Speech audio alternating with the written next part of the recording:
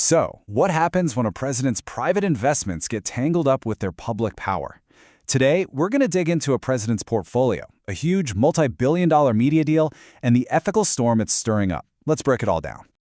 And that really is the big question here, isn't it? It's a classic case of private wealth versus public responsibility. The deal we're talking about could literally reshape the entire media landscape, so let's start by looking at the numbers. $51 million. That's the potential top value of some recent transactions in the president's portfolio. Now, we're mostly talking about bonds here, which are kind of like loans you give to a company or a government.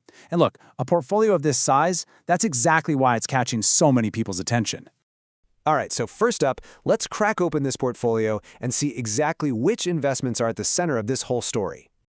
Okay, so a recent White House financial disclosure gives us a peek behind the curtain. Out of 191 total transactions, 4 of them really jump out, 2 bond purchases in Netflix and 2 in Discovery Communications. We're talking hundreds of thousands of dollars for each one.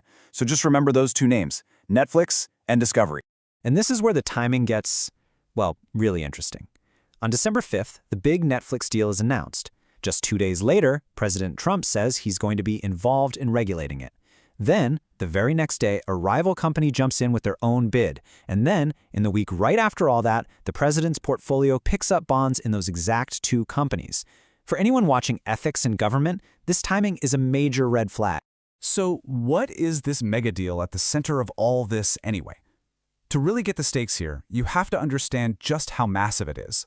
We're talking about a $72 billion acquisition. Netflix, the streaming giant, wants to buy Warner Bros. Discovery. And this isn't just some simple purchase. It would give Netflix control of a legendary movie studio and huge assets like HBO. A deal this big could totally change the game for how we all watch stuff. Now, the mechanics are a little complicated, but here's the basic 3-step plan. First, Warner Bros. Discovery splits into 2. Second, Netflix buys the Warner half. And third, the other half, Discovery Global, which includes assets like CNN, just keeps on doing its thing independently. The big takeaway here? It's a massive restructuring that needs a green light from government regulators to even happen.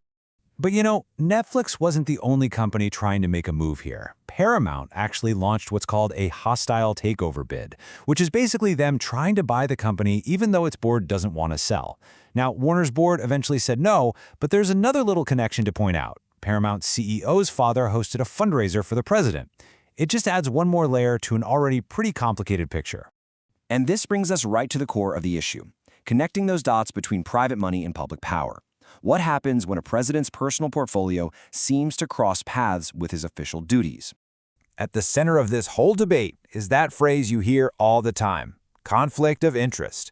But what does it actually mean in simple terms? The easiest way to think about it is like this. Imagine a referee placing a bet on a game that they themselves are officiating. Their private financial interests could totally compromise their professional duty to make fair calls. That, right there, is the essence of the concern. So when you strip it all away, you're left with 2 very different stories. On one side, you have the ethical concern. The president has a financial stake in a huge merger that he's publicly said he's going to regulate. But on the other side, you have the official defense, that the portfolio is managed completely independently by third parties with absolutely no personal input from the president. So how exactly is the White House explaining this situation? Let's take a look at their official statement. The official line from the White House really emphasizes this idea of a complete firewall. They argue that because the accounts are managed by other people, quote, neither President Trump nor any member of his family has any ability to direct, influence, or provide input. So, from their perspective, that total separation means there's no potential conflict. But, you know, does that official defense really hold up under scrutiny? Let's bring in some outside ethics experts and see what they have to say about it. According to ethics expert Ann Skeet, the problem isn't just the investment by itself. It's the combination of that investment and the president's public statement that he'd be directly involved.